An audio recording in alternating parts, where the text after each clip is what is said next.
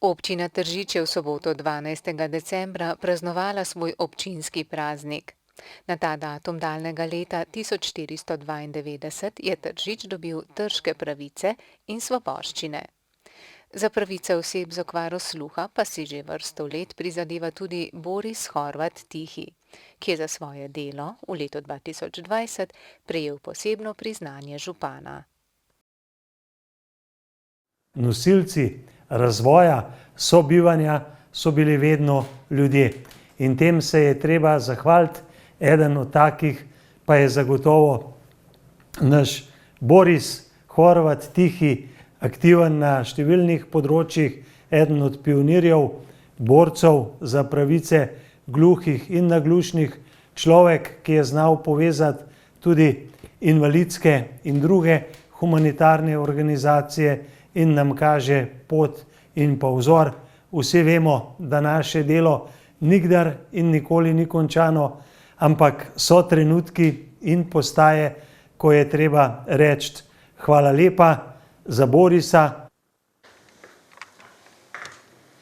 Svetovna zdravstvena organizacija priznava gluhoto kot eno najtežjih invalidnosti, predvsem zaradi vseh psihosocialnih problemov, ki jo povzroča komunikacijska ovira in pa socialna izključenost.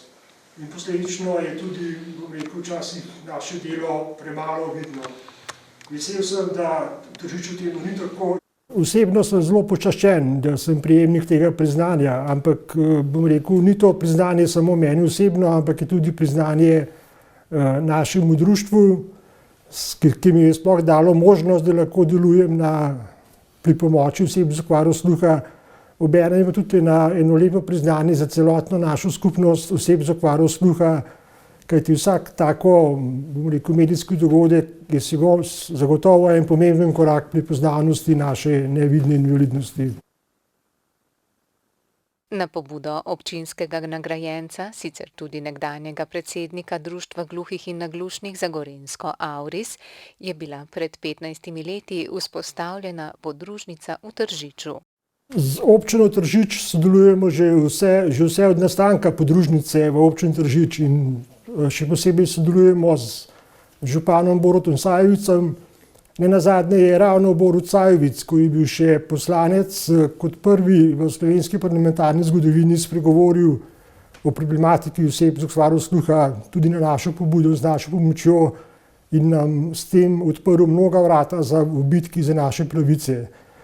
In bom rekel, to je eden od pomembnih dogodkov, na katere sem ponosen. Kadarkoli naletimo na kakšen socialen problem ali karkoli se obrnemo na občino in potem skupaj z ostalimi službami iščemo rešitve. Bodisi v zaposlovanju, bodisi pri iskanju občinskih stanovanj. Skratka, po vseh življenjskih problemih, ki jih gluhi ali naglušni težko sami rešujejo zaradi komunikacijske ovire, in takrat stopi društvo v akcijo društvo skupaj z občino in moram reči, da smo še vse probleme slej ko prej rešili v zadovoljstvo naših uporabnikov. Lahko menim, da sem aktiven tudi v svetu invalidov občine Kranj in tudi v Tržiču je nastala na podlagi tega pobuda, da bo tudi tukaj svet invalidov, kjer bomo reševali probleme vseh invalidov, ne samo gluhih, naglušnih.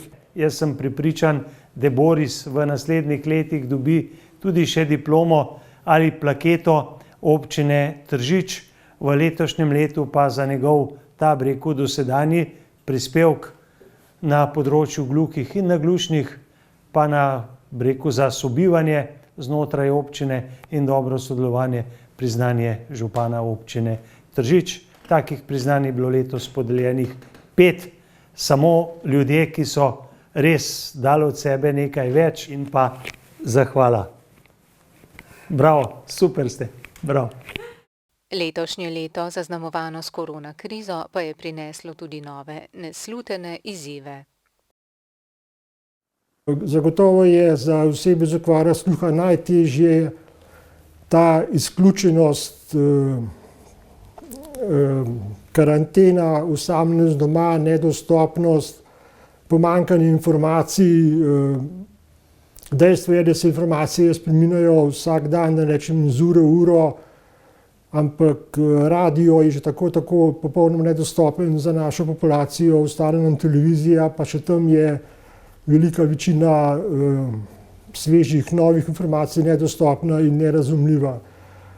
Posledično marsikdo narobe razume kakšen ukrep ali kakšno navodilo in poznam osebno primer, ko je bilo povedano, da je gibanje omejeno v občinah, ampak človek je razumel, da je gibanje omejeno na dom in ni šel s hiše par dni. Javna televizija se zelo trudi, bom rekel, vse oddaje so kasneje v ponovitvah podnaslovljene, ampak največji problem so ravno neposredne oddaje, neposredni intervjuji, tiskovne konference, informativne oddaje, dnevniki, kjer so pač sveže informacije in tam ponavadi podnapisov ni in to je podobno, kot če bi ljudje brali današnji časopis Star en dan, kjer informacije več niso aktualne. Zato pač zahtevamo, da se to uredi, ker tehnično je možno, meni osebno najbolj jezi, ker vedno zataji človeški faktor, ne pa tehnika. Tehnično to je izvedljivo, sredstva pa mora nameniti država, tako kot je to tudi v ostalih evropskih državah.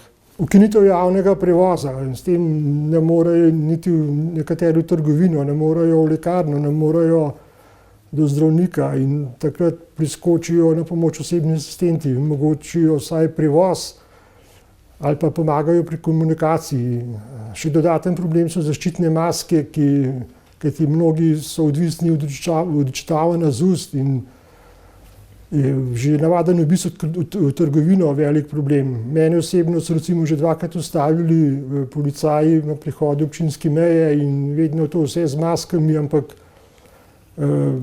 takoj povem, da sem oseba z okvaro sluha, pokažem dokumente, pokažem dovolilnice in potem komunikacija, pač prosim, če umaknejo masko in komunikacija steče. Kot podpredsednik Zveze društev gluhih in naglušnih Slovenije in predsednik odbora naglušnih je letos največ pozornosti posvetil oblikovanju predloga za izboljšanje tehničnih standardov slušnih aparatov. Horvatu tudi v prihodnje izzivov ne bo zmanjkalo.